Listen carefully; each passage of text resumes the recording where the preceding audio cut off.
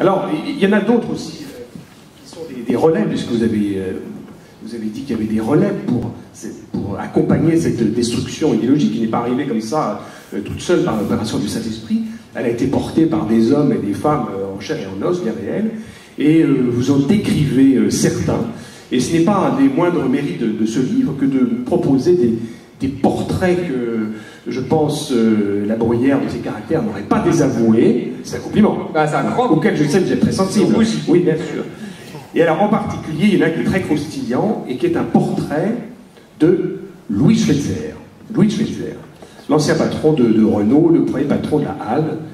Et alors là, il est habillé pour l'hiver, mais c'est quelque chose d'extraordinaire. Ce moment-là, parce que ce livre est drôle, il y a beaucoup de passages qui sont très drôles, très caustiques, très cyniques, mais très bien bossés. Alors pourquoi vous en prendre particulièrement à Louis Schweitzer comme un témoin de cette déconstruction? Ah, c'est même un acteur. Non, mais c'est un acteur fondamental. C'est plus qu'un témoin, c'est un acteur. Oui, c'est plus qu'un témoin, c'est un acteur, et c'est un acteur fondamental, évidemment, parce que, je vais vous expliquer.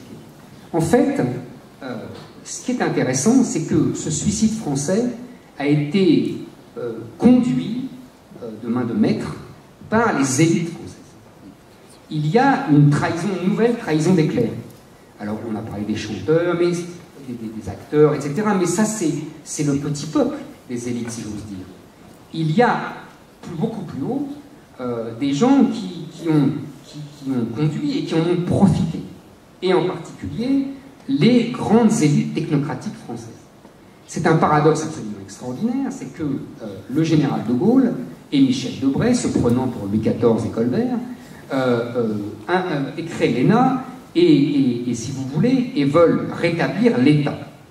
Et pour rétablir l'État, ils imposent des élites technocratiques, administratives, qui vont dont le pouvoir et donc les privilèges vont reposer, sur une espèce de science de gestion de l'État, et sur une légitimité démocratique, puisqu'il est élu par le peuple, et sur une espèce de puissance de l'État à faire le bien et à être l'intérêt général, à remplir l'intérêt général. Ça, on peut dire que ce sont les hauts fonctionnaires des années 50 et 60 qui vont remplir magnifiquement ce rôle. Et à partir des années 70, il y a les élites françaises, les élites technocratiques françaises, sont travaillées par un double mouvement idéologique tout à fait intéressant et qui va s'avérer redoutablement destructeur, parce qu'eux aussi sont travaillés par cette déconstruction intellectuelle, qui est le rejet de l'État, le rejet de la nation, et le rejet, je dirais, du collectif, de l'intérêt général.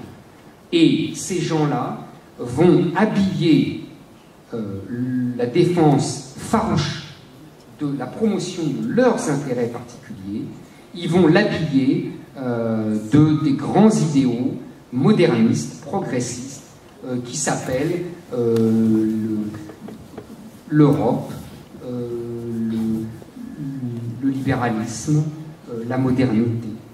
Vous voyez, tout ça qui doit détruire, qui doit remplacer un ancien monde archaïque qui était celui de la nation, du peuple et de l'État. Et à partir des années 80, en fait, on peut, si vous voulez, analyser la gauche en 1981 comme la dernière tentative maladroite et ratée de restauration de cet ordre socialo-national, sans mauvais jeu de mots.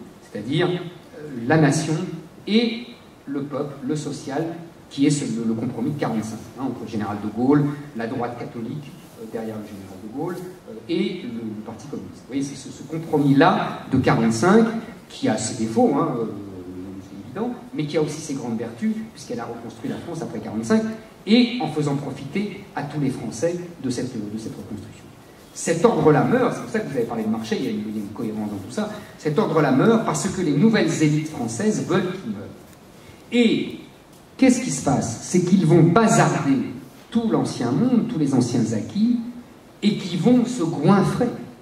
C'est-à-dire qu'ils vont habiller ça de grands idéaux, hein, l'Europe, le progrès, l'antiracisme, tout ça pour gagner des millions d'euros sur le dos des ouvriers français à qui non seulement on va faire perdre leur emploi, mais qu'en plus, quand ils oseront se rebeller, on va les traiter de racistes.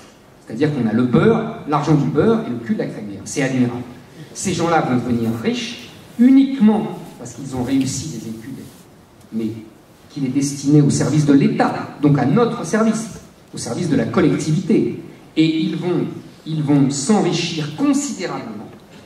Et en plus, et c'est pour ça que Louis Schweitzer est un exemple absolument magnifique, ce type est président de Renault. Il est président de Renault parce qu'il est nommé là comme un poste politique par Laurent Fabius, donc il a été le directeur de cabinet. C'est le pantouflage classique des hauts fonctionnaires. Rien, j'allais dire que de choquant. Non, rien de choquant. Surtout rien que de très traditionnel. Hein, classique dans la haute fonction publique française. Mais vous comprenez bien que jusqu'aux années 70, leurs revenus ne sont pas exorbitants. Le privilège du prédécesseur de Schweitzer, Pierre-Louis Dreyfus, c'était, je le raconte, sa voiture de fonction. Vous voyez, ça va pas loin. Et il devait gagner, allez, si je vous dis, comparativement, c'est à peu près 100 000 euros au maximum.